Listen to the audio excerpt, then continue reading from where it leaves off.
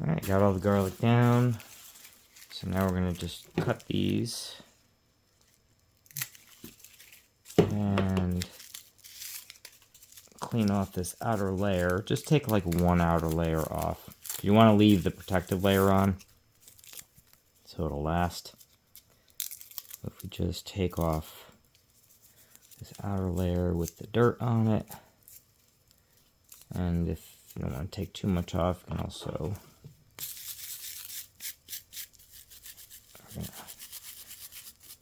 clean the roots off a bit, and then cut these.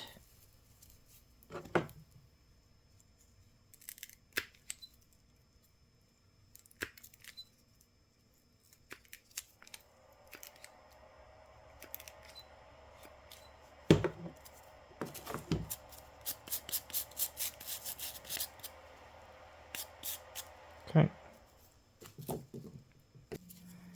Anybody out there with a green thumb, or a greener thumb, feel free to chime in. This is just what I've learned from watching other people do it. So that one's definitely got an opening there. So this one I want to use sooner than later. But not bad. Alright, there's the harvest.